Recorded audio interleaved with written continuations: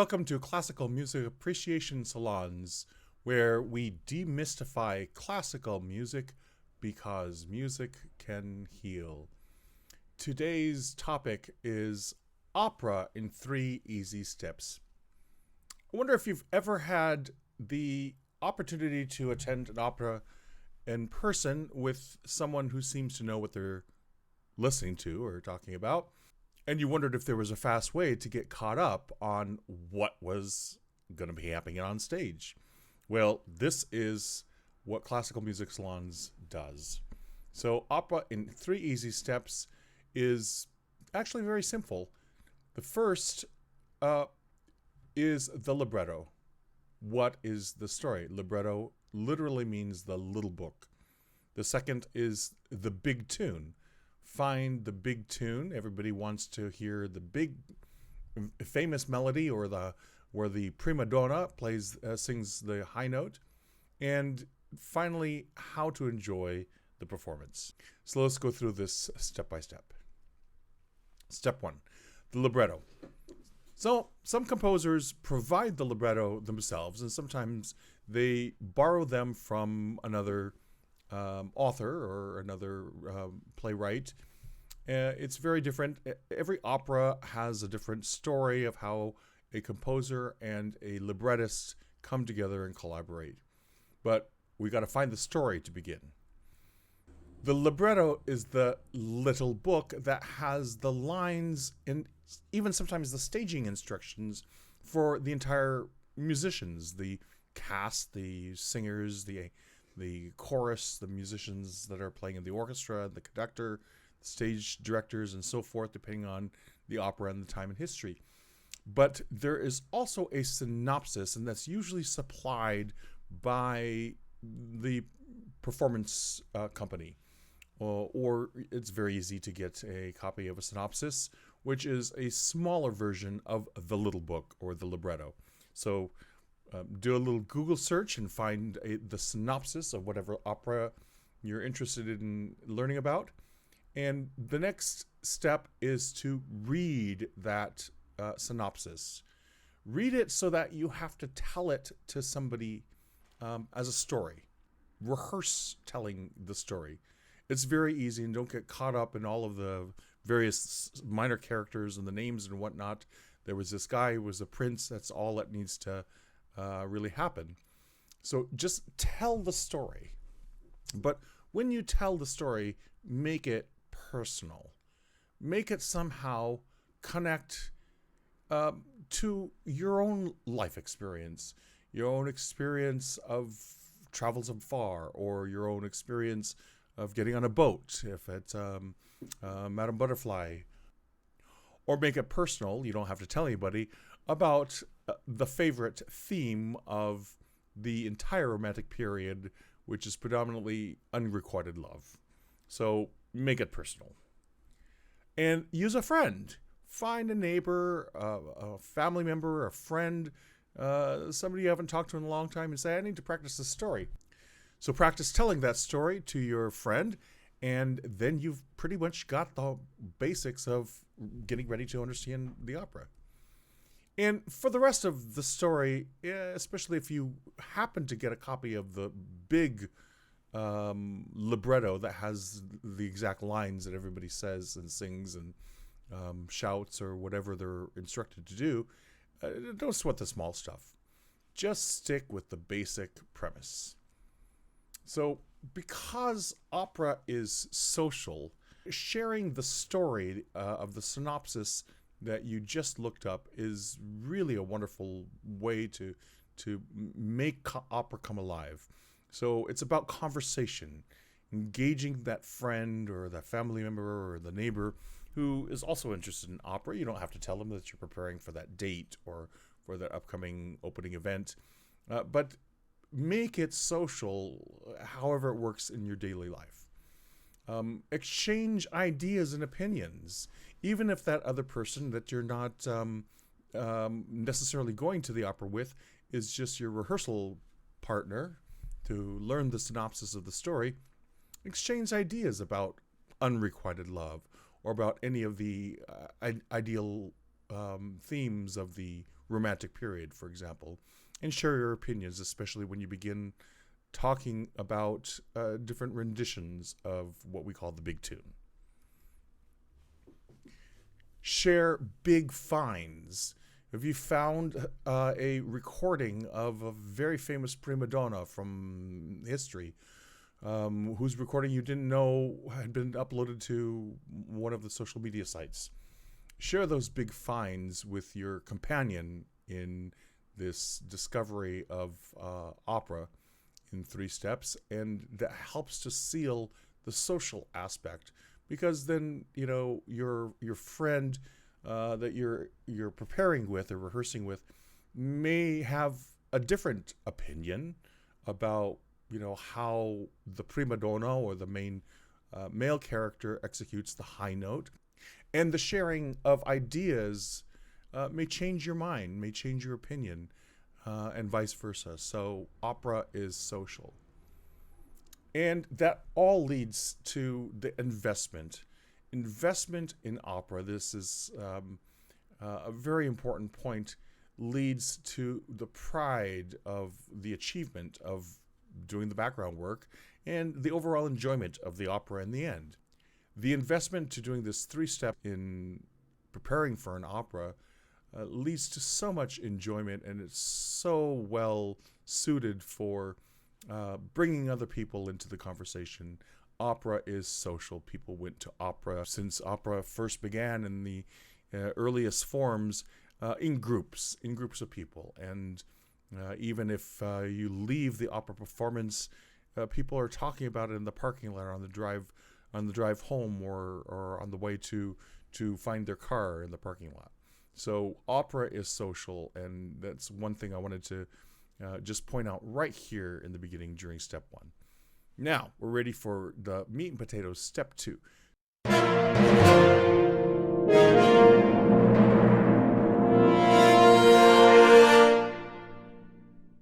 Step 2 is about what I call the big tune. In every opera, there is 1 or 2, depending on the story, 1 or 2 big tunes.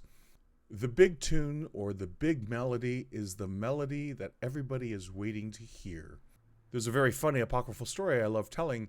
Back in the early 19th century and maybe later in the later 19th century, Italian audiences used to love to flock to opera houses, but they were coming for the prima donna. They were coming to hear the new famous soprano who just came from London, or they were coming to hear that singer that they were so enchanted with the previous season, and they weren't really paying attention to what was being performed that night, or premiered even that night at the performance on the opera stage. And so Italian audiences became very rambunctious. Since they were coming for the big tune, sung by the famous soprano or sung by the famous tenor, if it's a heroic tenor role, or 2 if there's a duet, they would start asking the conductor, "Hey, maestro, play that big tune that she sang last year when she came into town." And the conductor and the orchestra and the singer had to oblige the audience members, and they scramble around to find papers or play it by ear, and they would play that big tune, and it's totally acceptable after the big tune, the big melody that everybody's expecting, that shows off the prowess and the execution of that famous singer and their abilities as a bel canto performer. Bel canto meaning beautiful singing style, which is another discussion, but it's a whole tradition that began way back in the late Renaissance.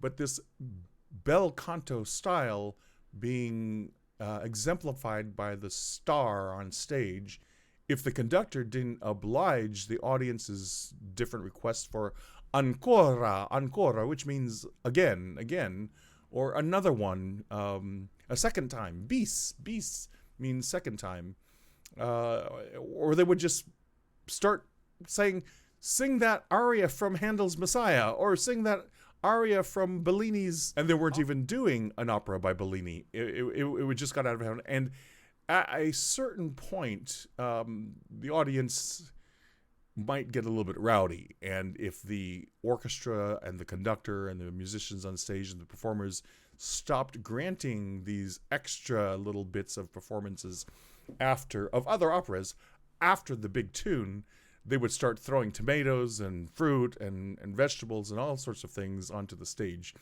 to show their disappointment. So the big tune is what everybody is looking for. They don't care about the rest of the story, literally.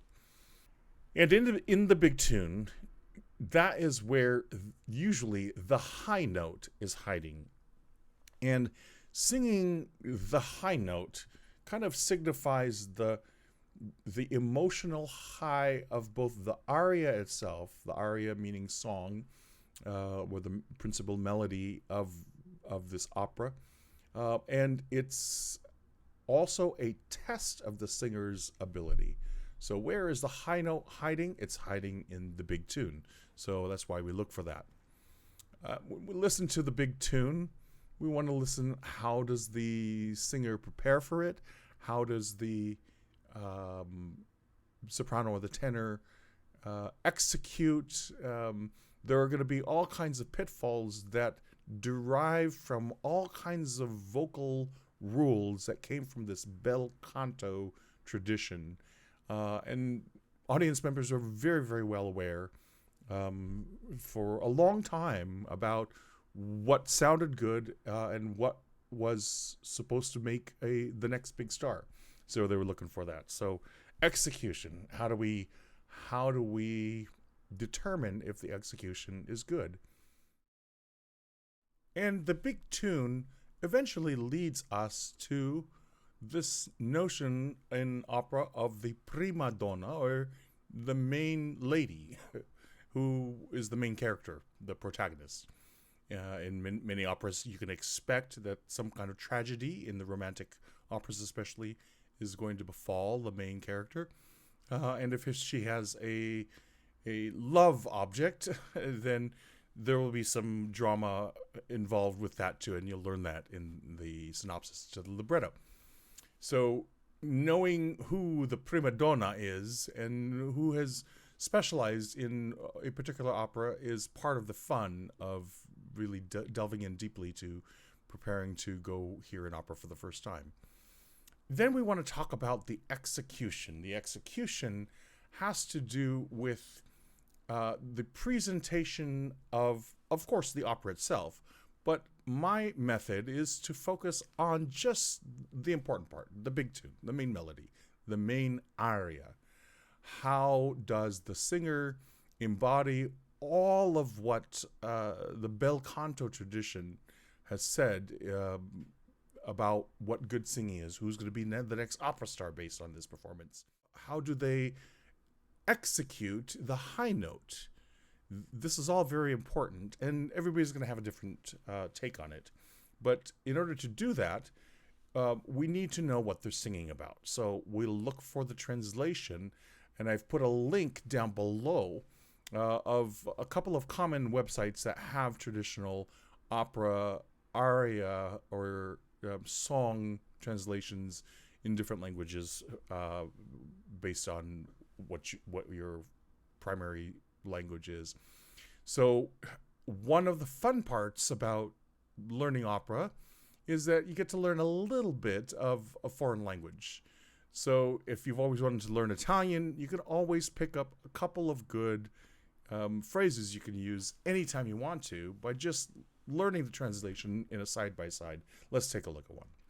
So this is a translation from the famous aria from Giacomo Puccini's Omio, babinocaro. So here we have the Italian on the left and the translation, the rough translation from the Italian in English on the right. So first we'll do is we'll read through the translation together. Oh, my dear Papa, I love him. He is handsome, so handsome. I want to go to Porto Rosa to buy the ring. Oh, wonder where they're going to do with that. Yes, I want to go there. And if I loved him in vain, I would go to the Ponte Vecchio and throw myself in the Arno. Yeah, that's a little bit desperate. I am anguished and tormented. It's a famous topic of the Romantic period. Oh God, I'd want to die. I'd want to die if she loved him in vain. Papa, have pity. Papa, have pity. Papa, have pity. Have pity. So let's take a look at the Italian. Omio, bambino, caro, mi piace. So this word mi piace is something we could pick up. If you've ever traveled to Italy, you can just tell the waiter or waitress at the restaurant or the coffee shop that you're sitting at, how did you like the coffee? How did you like the meal? Mi piace. I enjoyed it. It was pleasing to me. Mi piace doesn't necessarily just mean I love him, but in this context, in this translation, mi piace is I like it. It means I like it. This translation, because of the reference to whom she is attracted to, is saying I love him. So mi piace, there's a word that we can pick up in everyday language. The next one is Ebello. He is beautiful. It could also be it's beautiful. Ebello, Ebello. You can see the sunset and say Ebello, Ebello. And you've already got two very good taxi cab phrases for your next trip to Italy. Vo andare in, and then ... I want to go to, this is a great taxi cab line. Vo andare in, or vo andare, and this say vo andare il Colosseo, vo andare il Forno, vo andare la Scala. I want to go. What else do we have? C. Yeah, we know what CC means. Ci voglio andare. I want to go there. And so if you're getting in an argument with a taxi cab driver, perfectly acceptable to see. Sì, ci voglio andare. Let's see, what else can we use here? Mi strogo e mi tormento. Just after that last one more extra meal that you had over the holidays and can't have no more room for dessert. This is a great line. Mi strugo e mi tormento. Here, I have another piece of dessert. Oh, no, mi strugo e mi tormento. We're making the translation of the aria personal. We're grabbing things that we can use out of it in our theoretical travels around the world. Pietà, of course we know what pietà means from the artwork at the Vatican Museum in the Sistine Chapel, and it just means pity. Pity me, have pity me. So pietà. So just in Gianni Schicchi's Omio bambino caro itself, we've picked up 1, 2, 3, 4, 5 different phrases we could use for our next trip to Italy. Now that we've looked at the side-by-side translation, make it personal. We've done the foreign words and phrases. We've identified with the protagonists a little bit. You could read that translation in English in several different ways. You can read it sarcastically. You can read it really desperately in love with whoever that person is. You can read it sort of as a third-party observer. But to make it personal, connect it somehow to something in your own life story. You don't necessarily have to share that story with your partner that you're preparing with, your neighbor, friend, or your family member, but make it personal somehow, that you wanted to buy the ring and begging to buy the ring so that you could have the engagement. Find something in your life that you really wanted to purchase or obtain for that desired one, that beloved, whether it be an arrangement of flowers, whether it be the ring, or whether it be a book or just a Christmas gift. But make the big tune personal from the translation alone, something from your life story. And then the final part about the step 2 is compare. What are we comparing? We're comparing the big tune. In this case, this example, it's the melody, it's the aria Omio Bambino Caro from Gianni Schicchi. You just go to any of the social media websites, type in Omio Bambino Caro from Gianni Schicchi, and compare. Compare at least 2 to 3 different arias, something historical and something contemporary. Historical would be, for example, Maria Callas, and there are many recordings of Maria Callas singing Omio Bambino Caro. You can also compare somebody more contemporary that has performed it in your city lately or in the last couple of seasons. But at least compare 2 or 3 different arias.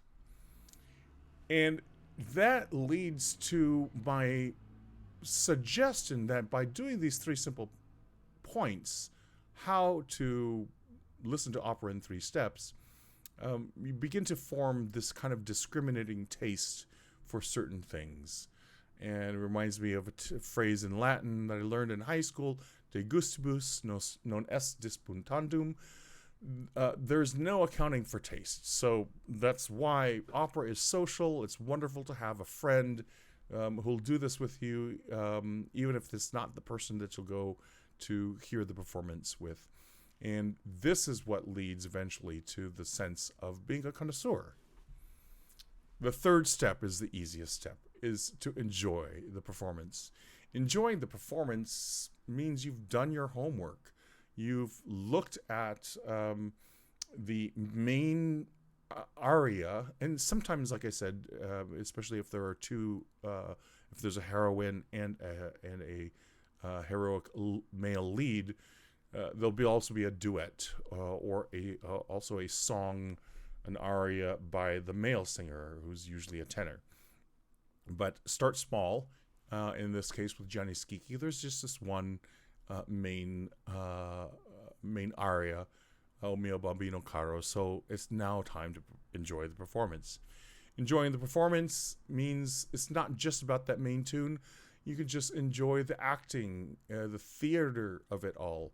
It involves the direction of the actors and the staging and the sets and the costumes.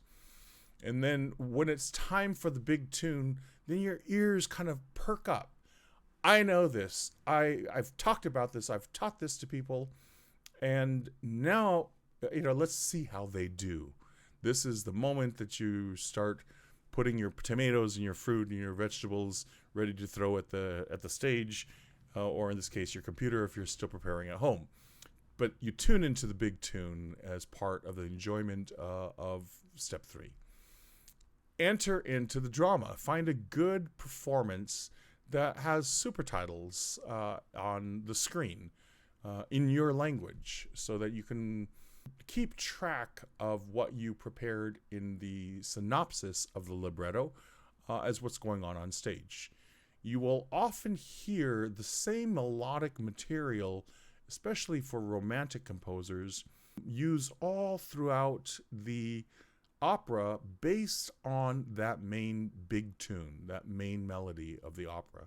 Sometimes it's 2 and sometimes it's 3 if there's a duet. So, but listen for that main melody, watch the supertitles, and just enter into the drama. And don't sweat the rest. Opera is meant to be enjoyable. You've done your homework, and that's why opera is so simple. We've made it so complicated that these 3 easy steps should prepare you for that big performance that you're going to go hear on stage. So, yeah, that's the final thing is just enjoy it. You enjoy it by knowing and having confidence that you've done that research and you've talked to your opera friends and gotten ideas and exchanged ideas to develop some discriminating sense of what you like and what you'd like to see happen on stage. So let's recap. Learn what the story is. What's the basic story? From the libretto, you don't have to buy the 300 long page libretto with every single line of, walk here, follow me there. You just the synopsis. Many options available online. Identify the big tune or the big tunes, the larger or the longer the opera. If there's a male protagonist and a female protagonist, there'll be two big tunes.